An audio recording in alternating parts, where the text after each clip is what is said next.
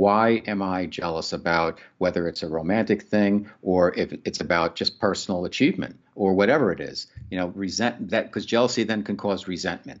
And then you've got another issue, another emotion that's negative and toxic to deal with. Did you push record?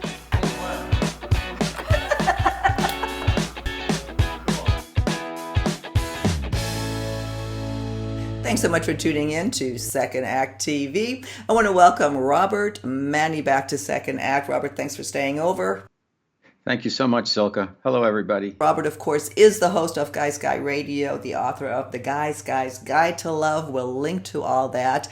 And with that in mind, let's discuss how jealousy affects relationships.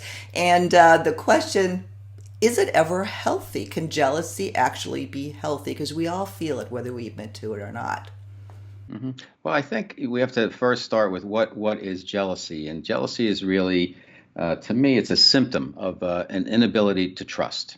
And that's the bottom line. And there must be a hole in a relationship for jealousy to play a role. And it could be, all of us are over 50. We've got baggage from relationships, and everybody's been burned, and that impacts trust. And when you have a lack of trust, you can become jealous. So I don't know if jealousy, listen, if it comes down to when we get into the tactical parts of the symptom, which, jealousy is a symptom of a lack of trust in a relationship.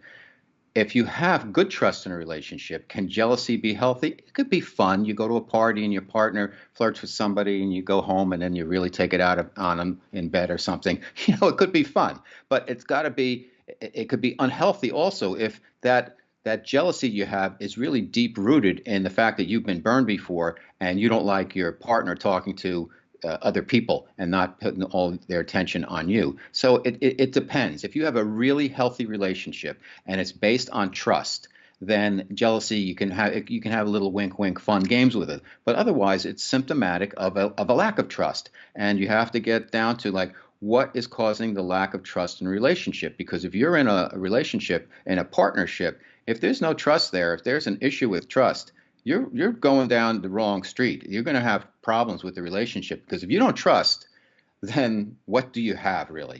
Well, you brought up a really good point. That is at this stage, after 50, we bring, as you said, so much baggage. We have so many triggers, and that's why I think this conversation is important to maybe at least bring it top of mind. Is that there's stuff that, is it actually really happening or do we make it up in our head? And I think what makes it either healthy or toxic is how we react to it.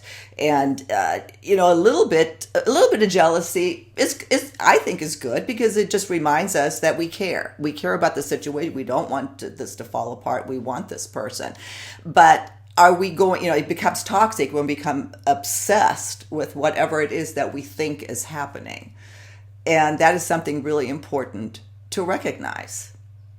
Well, I think it's you have to look at it when you get into the specifics on a couple by couple relationship, because what can work for one couple may not work for another couple because of the baggage that one of the members of the partnership brings with them. Where if somebody's been hurt by cheating or something like that, and who hasn't had a partner who's cheated on them, then if that's a real hot button with them, which is with most people, and they think this could be happening again, of course they're going to be jealous. Is that healthy?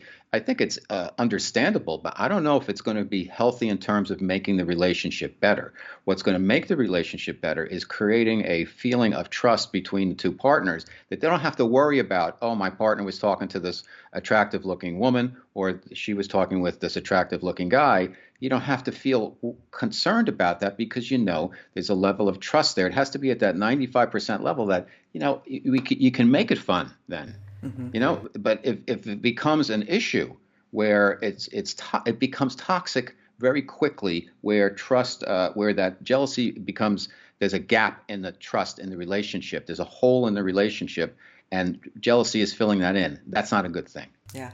No, I think that one of the key things is you have to be able to for it to be, quote, healthy, is you have to be able to acknowledge it, that you're jealous, and express it and be able to talk about it without flipping out. Just go, you just really pushed one of my buttons. I mean, boy, I can relate to that because I was with, my husband cheated. I mean, I brought lots of triggers into my second act, but I also actively worked on recognizing that the past is not the present. I think maybe that's one thing I can personally pass on to viewers who are struggling with this as well.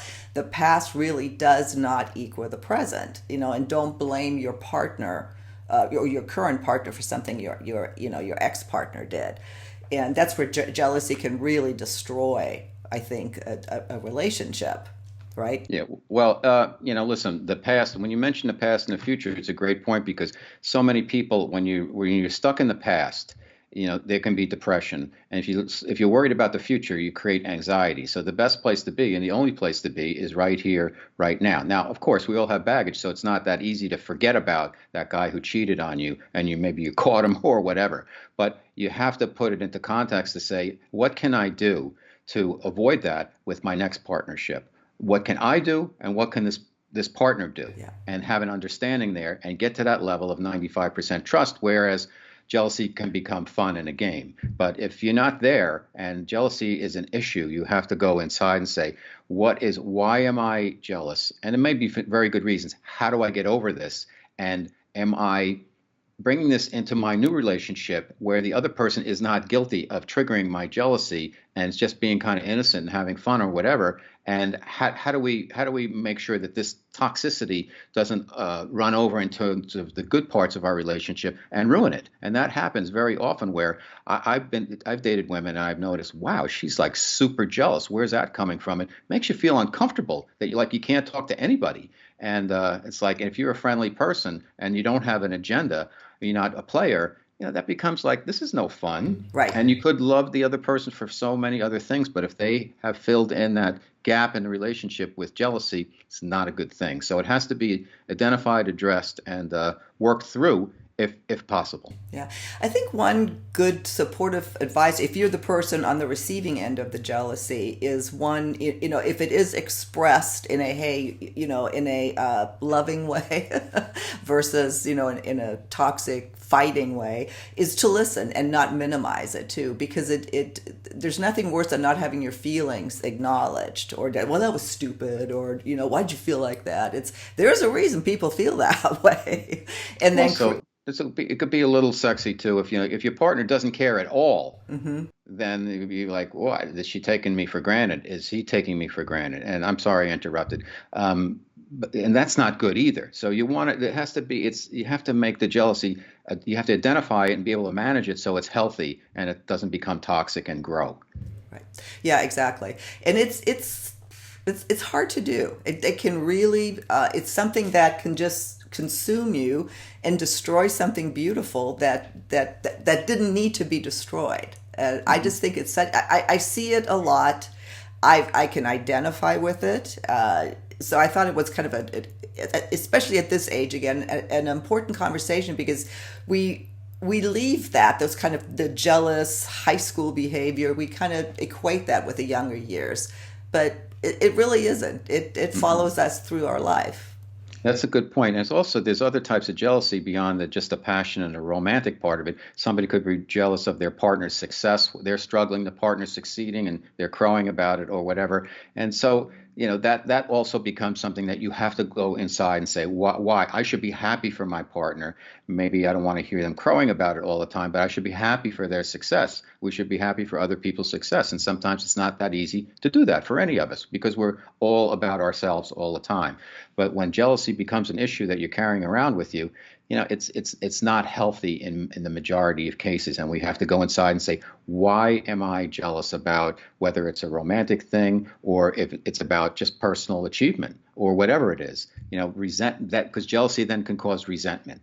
And then you've got another issue, another emotion that's negative and toxic to deal with. So the best thing is to look inside and work on yourself first, and then see how you can make it work with your partner. But again, it all boils down to trust. If you don't have trust, then you could have problems with jealousy. Yeah. One thing that I think would be an interesting question, maybe even a whole segment, is really deciphering between red flags and jealousy. The real and not real. How do you when do you tune into red flags, and when do you say, no, I'm making this shit up because of what I've experienced before? I've thought about that a lot. No, it's a great topic. Yeah, my wife was telling me. She said if I have this intuition about trusting something. I never got involved with a relationship unless I had a very, very high level of trust, and because of that, I was very selective.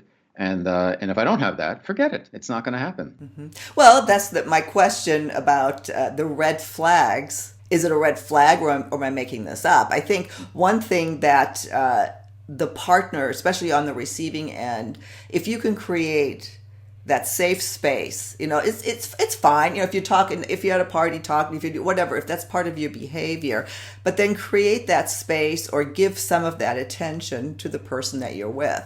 And some people are really good at that, and some people are not. And that's having that assurance, I think, can really eliminate or certainly minimize, the jealous outlashes that you may be getting. Yeah, no, it's a great topic and it's a great idea because some people they like to play and some people they get off on getting their partner a little bit upset about other people and stuff like that. So you have to how do you actually every couple is a unique entity and that's beautiful. But so that also means that every couple handles things and has a different type of energy going on to deal with something that's as elusive and potentially toxic as jealousy. So I think it's on an individual basis. So if you put up situations like I'm at a party and he talks to this beautiful woman, how long? What's a red flag? Did he like it's okay to be friendly and have the other woman say find him my husband or whatever interesting? That's great and attractive, but to a certain point. You don't want her inviting him to go away, on a golfing weekend with her and her guy, which could be an issue or whatever. No, I mean, that's just an example of how things can be taken the wrong way or just mismanaged. Yeah. Well, I guess the takeaway for me in this, or one of the reasons I wanted to talk about this, is it's not just, there's so many issues and restarting after 50, finding love when you finally do. There's so many other things you got to deal with. Don't self-sabotage because of jealous behavior that you bring into the relationship, and recognize that.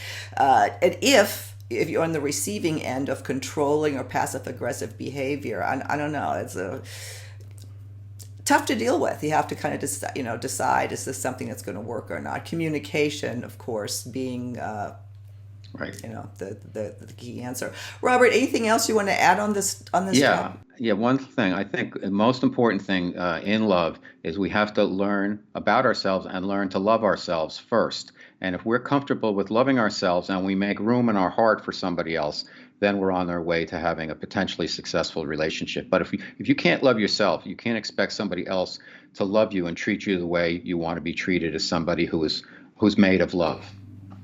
Oh, that's beautiful, Robert.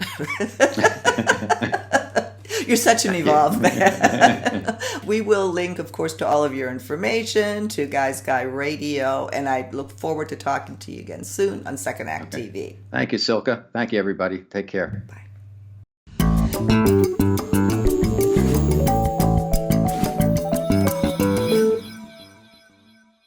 If there's a topic that you'd like to have us cover, please visit our website, secondact.tv. We have a little red suggestion box in the upper right-hand corner of our site. Just click on that, send us a line. We'd love to hear your ideas.